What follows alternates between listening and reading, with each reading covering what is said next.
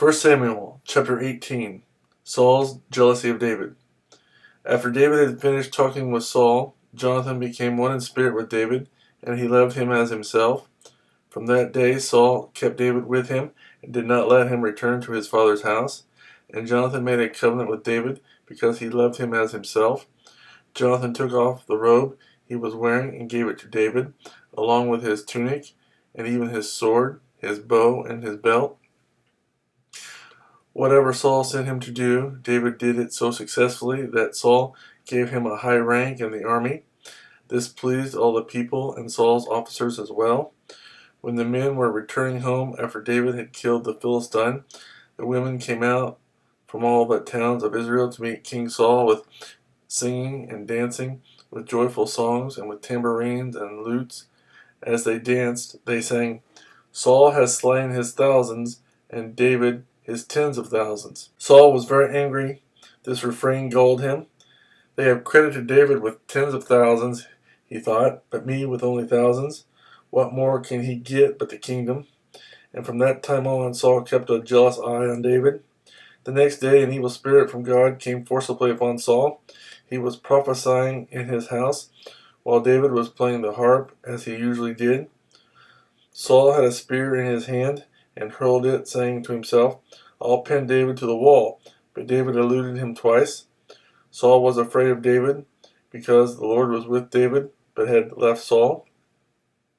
So he sent David away from him, and gave him command over 1,000 men. And David led the troops in their campaigns. And everything he did, he had great success, because the Lord was with him. When Saul saw how successful he was afraid of him. But all Israel and Judah loved David, because he led them in their campaigns.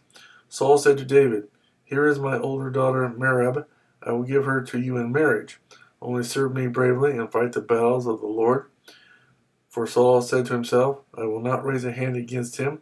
Let the Philistines do that." But David said to Saul, "Who am I, and what is my family or my father's clan in Israel, that I should become the king's son-in-law?"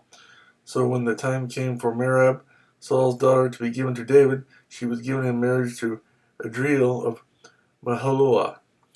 Now Saul's daughter Michal was in love with David, and when they told Saul about it, he was pleased. "I will give her to him," he thought, "so that she may be a snare to him, and so that the hand of the Philistines may be against him." So Saul said to David, "Now you have a second opportunity to become my son-in-law." Then Saul ordered his attendants, "Speak to David privately and say, 'Look, the king is pleased with you, and his attendants all like you. Now become his son-in-law.'" They repeated these words to David, but David said, "Do you think it is a small matter to become the king's son-in-law? I am only a poor man and little known." When Saul's servants told him what David had said, Saul replied, "Say to David, the king wants no other price for the bride than 100 Philistine foreskins, to take revenge on his enemies." Saul's plan was to have David fall by the hands of the Philistines. When the attendants told David these things, he was pleased to become the king's son-in-law.